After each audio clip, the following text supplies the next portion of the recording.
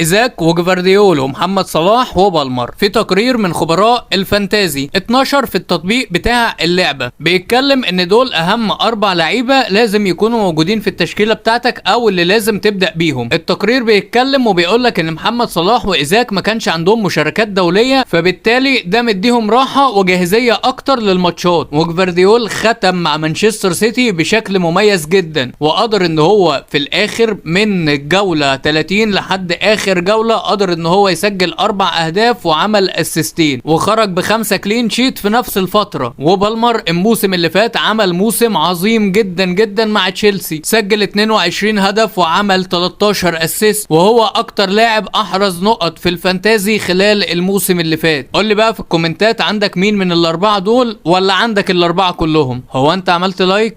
ما عملتش، صح؟ تسلم يا عم، متشكرين.